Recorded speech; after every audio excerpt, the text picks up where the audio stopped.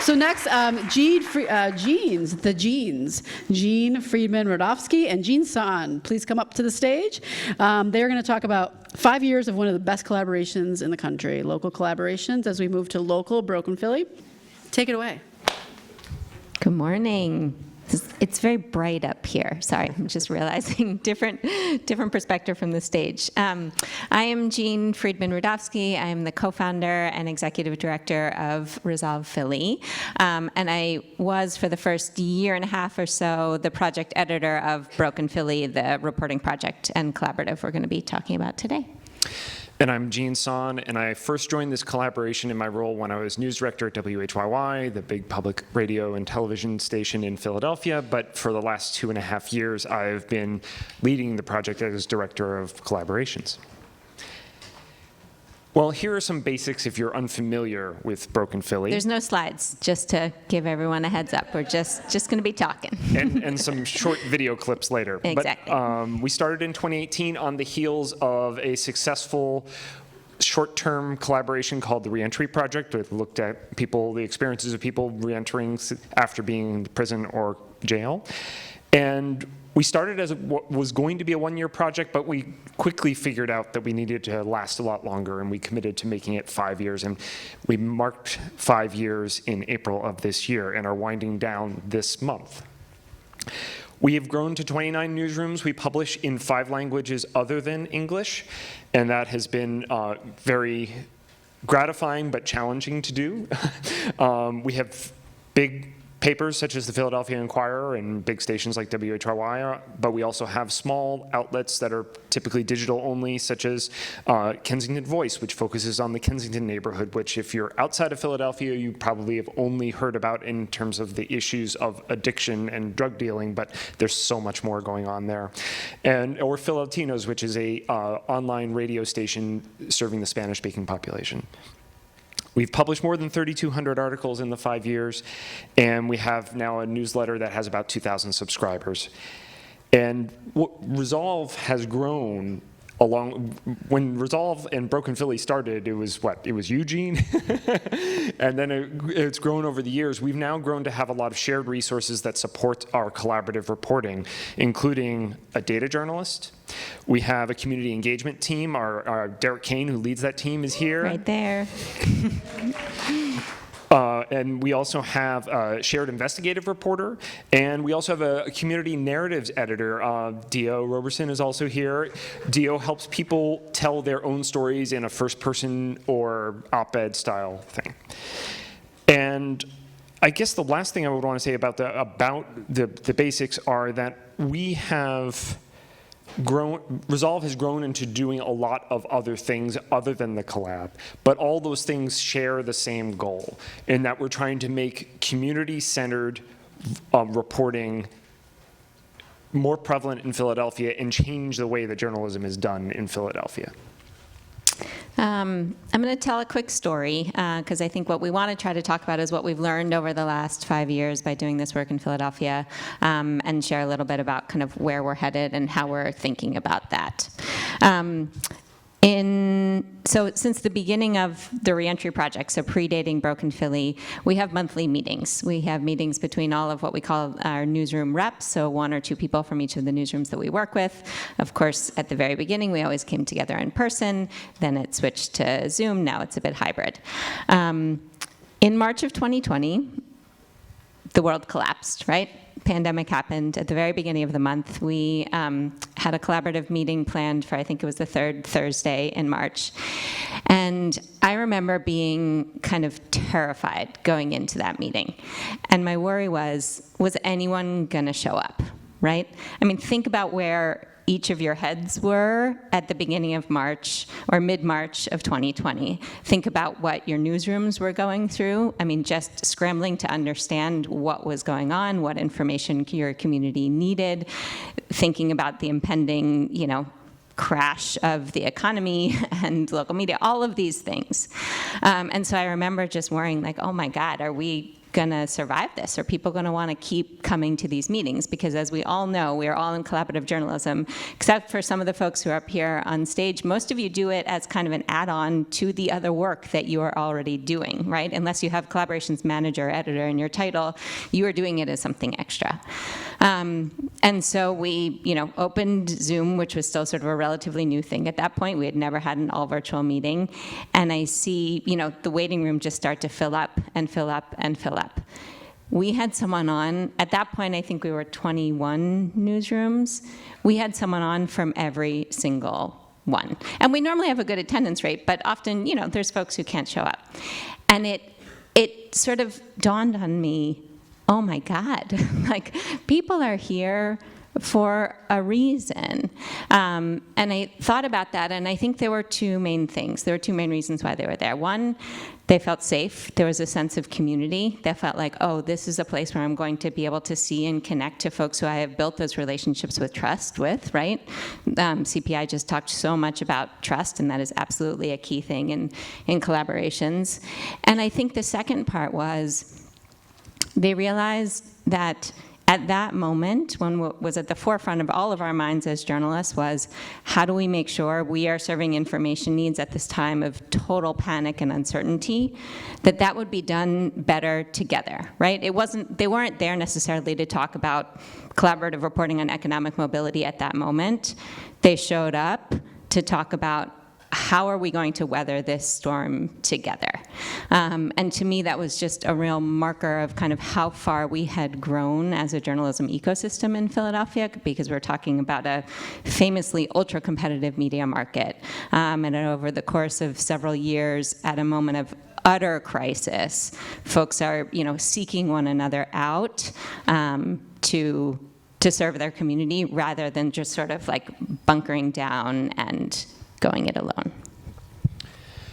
So last year, we started knowing that our 5th birthday was coming up and that we're going to be old enough for kindergarten. We decided we wanted to figure out what to do next. And we started in May of 2022. And one of the first things we asked is, what do you want to keep? That we do well now, that we want to keep into it. And that sense of community and belonging was the number one thing. I was shocked. I shouldn't have been, but I was actually shocked, because when I joined the collaborative in my old job, one of the things I really cared about is getting access to be republishing high-quality reporting on this subject area that we were still developing expertise in. But that was actually way down on the list. The community that had been built up was the number one priority. And the other things happen too. It's not that we're just a club, but it really is one of the things that we've intentionally kept in it.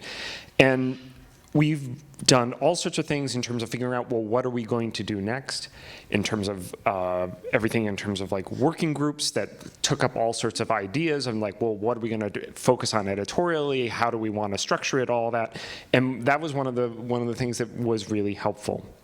But I'm sorry. And the other thing is that the other thing that they really valued was that we are a community of learning. We do what we call lunch and learns. They haven't been very much in person, but they both harness expertise within our collaborative in terms of sharing skills and understanding that expertise that we have within the collab with others, but also when we need it, we go out and we use some of our budget to pay for outside experts to do training for our collab members. And of course, as we were having these conversations, folks were proud of the impact that the reporting had. There is a film that we're about to show just a couple of very small clips of that gets a little bit more at this. There have been, there's 3,000 stories that have published policy change that has impacted hundreds and thousands of people in our city, and actually in some cases statewide. And there's been other sorts of impact too, and that's the first clip we're going to see. So this is a retrospective film. We worked with a fabulous production company called 777 Productions. If you're in Philly or around there, we highly recommend it. This first clip, we're going to see Sarah Lomax-Reese, who is the president and CEO of Word Radio, which is one of the only independently owned Black Talk radio stations in the country. It's one of 2 in Pennsylvania. She's also the co-founder of URL Media. I know they're on the schedule for later today. And she's going to be talking a little bit about, and Word has been a member of the collaborative since the Reentry Project has stayed with it it the whole time. And she's talking a little bit about what she has seen. So Joe, it's clip B.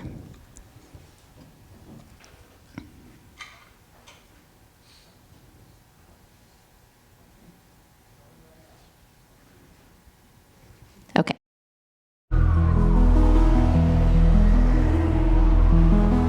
It's so hard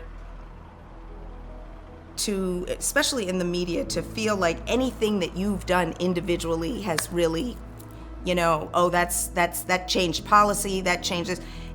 And that's the value, I think, of Broken Philly, is it's a network effect. And so we're not seeing reductions in violence. We're not seeing like the statistical things that are changing, but I do think narratives are changing. And I think that that's a very powerful part of what media can do. If we want to produce news that people can use in their lives, like really use, then we have to be working together. We have to be doing a better job listening. We have to be doing a better job focusing on solutions, not just the problems themselves. I mean, now, like, almost all of the major and minor media players are a part of Broken Philly. And so that, to me, is an incredible win. Thank you. And the last thing that we heard of what folks, really valued is that the collaborative has been a place where centering community voices is a starting point and not an afterthought. So when Stephanie was talking about the trends in collaborative journalism, and that last one, community engagement, referenced the SJN's local media project, where they require that community engagement is part of that. I want to give a little credit where credit is due. Derek and his team, I think, are a lot responsible for that because of what he was able to demonstrate in Philadelphia and what the power of community engagement can really be when you're working on a collaborative. And so we're going to go to the next clip where Dee is talking a little bit about his work. You will also see Henry Savage, who is a civics reporter at the Philadelphia Inquirer. He used to be at the Kensington Voice, the newsroom that Jean referenced earlier. So let's go to that clip, Joe. Oftentimes, journalists doesn't really, one, reflect the communities that they're reporting on, and two, really don't know the community in general. So I think a lot of times, and that's where this gap has grown over so many years, and why folks feel a little hesitant talking to journalists, because they feel like their story won't be represented accurately. I think in my career, or just as Broken Philly does things, I think it's about trying to make the news more approachable and just more accessible in general. By doing the tabling and getting to know people and being out and volunteering, we actually volunteer oftentimes as well, and just getting to know folks, it kind of peels back layers of mistrust, because now they understand, okay, you may be a journalist, but they know who you are now. They see you in the community. You're not just there then parachuting in and getting your soundbite and leaving. You're actually want to know what's going on in the community and curious about the community, and also will want to tell a story that's reflective of the community accurately. So I think all of those things plays a part in our tabling and our sound offs and everything that we do. It's about building relationships. That's why our number one priority as a community engagement team is relationship building. And then trust oftentimes are peeled back because they understand now. They have a better understanding of the process of journalism. They have a better understanding of the person that's coming in their communities, and they feel more comfortable talking to them. The other things that we did in our process, I alluded to it earlier, that we had these working groups, one on editorial focus, one looking at professional development, one in terms of like who's in this collaborative, our membership, and like who's missing, and how we can work better. But one of the things that was really key in that is that we've integrated community engagement throughout that process, in that at every step of the way, we've checked in with trusted community partners to say, this is the path we think we're on. What do you think of that? And get feedback from them, both in terms of the subject matter, but also, is there language that we should be worried about? Are there things that they see, like when you mention this topic area, what should we be thinking about that we as journalists might be blind to? So the result of all that work is that we have a plan. We don't have exactly a name for it yet. That we figured out that naming is really hard. But We have come up with a topic of it, and if you excuse me, and what it is going to be is that we want to do more in-depth reporting on hidden systems that affect the daily lives of Philadelphians, and where the symptoms are a problem that are clear, but the systems that cause that or are feeding that are hard to see and sometimes need that connections to be made. So that's where we've gotten to, and it feeds the desire and the hunger from our members who wanted to really dig into something more deeply and frankly not be constrained in a more narrow topic. But we've also we're working on the tension of have it not be about just about anything. Right. I think one of the learnings that we had throughout this process was, from going from reentry, which was a, fairly narrow topic, and in some ways beautifully narrow, because I think it's important that collaborations start off with something very tangible, very concrete, something that is very clearly defined. It was incredibly helpful for us in Philadelphia, to something broader, right? Poverty, economic mobility. It touches, in a city like Philadelphia, it touches almost everything, but it's still, it's still pretty. It is a topic, and what we heard over the last, year or so that Jean has done this project is that folks want to be working together as a collaborative with more freedom and flexibility to work with one another on various projects that, yes, have a common editorial theme and focus, but not necessarily be hemmed in by that topic. And so it is an experiment, as all of the things that we do here in Philadelphia are. It is one that we feel comfortable doing after working together, some folks now for 6 years, where you have that layer of trust where, folks are just like literally excited to be doing deeper dives, not just, straight investigative pieces, but going back to our roots, or not going back to, but continuing with our roots of being a solutions journalism collaborative, and how do we make sure that all of the work that we are doing going forward is not one-off pieces, it's not sort of, smatterings here and there, but really deeply reported solutions and investigative pieces throughout the collaborative. And actually picking up on that, one of the exciting things about our new project is while it's not a strict requirement, we have this idea what we call the second bite at the apple, that for every story that we do, we have a companion piece. It could be a community event. It could be finding a person in the course of the reporting who would do a first person or op-ed piece and write their own story. It could be one of different various things, but what we've heard from our members is that we all know this intuitively as well as practically, that we want to engage more consistently and not just come in and leave, but we need discipline to make that happen. And so we're baking that into how we run this, that there will be kind of 2 touches on each area or each story. Giving you an idea of a little more, less theoretical idea of what we have visions for stories that might come out of this. For example, if a community is curious about what's going to be built on vacant lots in Philadelphia, this is an area where we're expecting to do a lot of reporting in terms of who has access to it and why is the process so hard to understand from the point of view of someone who lives in the neighborhood and is wondering what's happening to something that's either maybe a trash-strewn lot now or maybe home to a community garden that's going to be something else. Another example of some of the reporting we're going to do is, well, I mentioned trash. Trash is a big deal in Philadelphia, but digging deeper in terms of why that is, such as we're currently doing some data research in terms of where trash cans of all kinds are and how often they're emptied and whether we're using the resources in Philadelphia smartly in terms of doing that. Particularly, like we have a lot of cities have these quote unquote smart trash cans, and we're looking into whether they've really done the job. Those are just 2 examples of kind of the reporting that we think will fit with our new project. And I think if you can tell from what Jean was saying, there is a focus on reporting for the communities that we exist to serve. And while we are a collaboration, and obviously each of our reporting partners has their own distinct audience, when I say the communities that we as Resolve exist to serve, that is communities in Philadelphia who have been long excluded or harmed by traditional media coverage. So we're very clear about who we are here to work with, who we are here to serve, and that for this next iteration of the reporting project, that is going to be top of mind. There's going to be another reason why we're excited about this direction is there's so many more ways then for the other things that we do at Resolve as an organization to sort of flow in and out of that.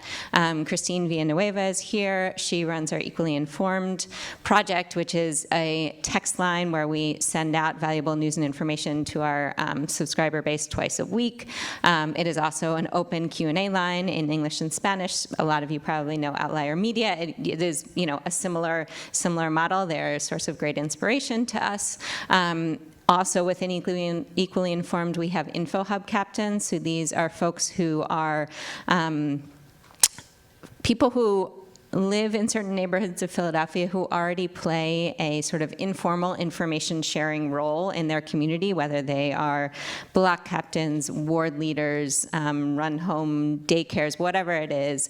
We work with them, give them some basic journalism training. They produce a free newsletter that we distribute throughout the city, and they also become a source of connection, and for them to tell us what do folks on your block care about at this moment? What are those things that they're wondering about, right? The trash cans, the vacant lots. How can we, as a collaborative, then seek to fill those information gaps and really kind of surfacing everything from that grassroots level from the very beginning.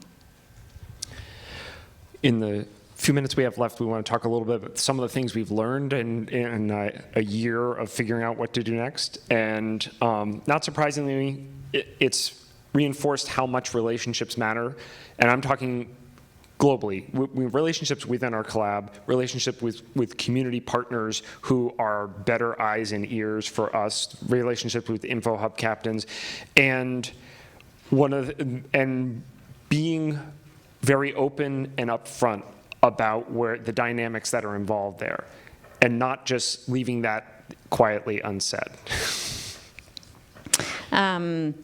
There's been a lot of metaphors up on stage, but I will throw another one today that really in local news collaboration, it's a marathon and not just a sprint, right? Like, yes, you will get some of those stories that have, at least on our scale, sort of very big impact citywide or statewide.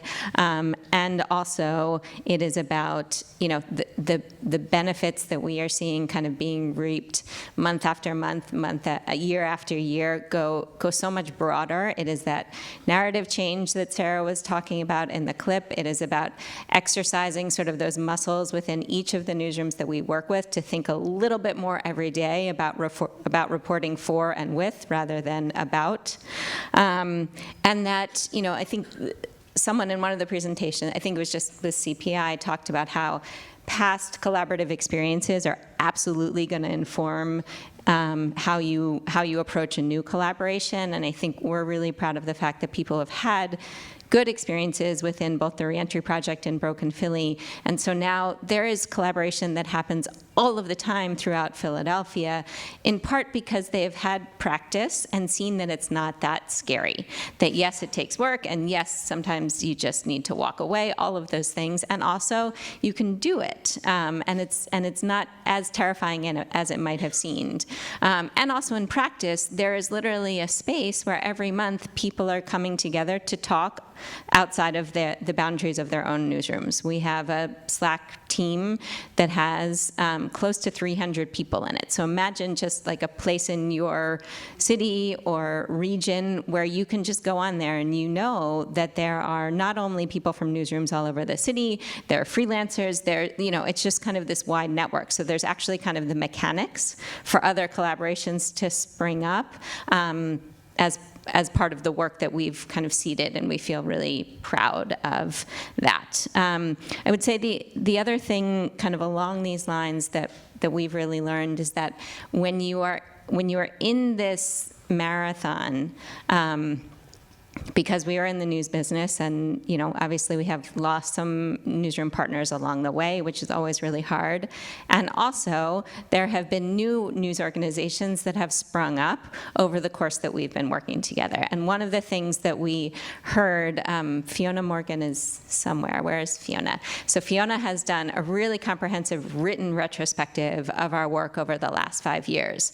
And some of what she was able to surface in conversations with the newsrooms that we've worked with is that folks who have founded new news startups in the last 5 years have really kind of looked to other people in the Broken Philly Collaborative for support, for advice, for guidance, to sit on their boards, all these sorts of things, which is just kind of like a huge bonus that this community that has been created has also been beneficial to those who are just starting out.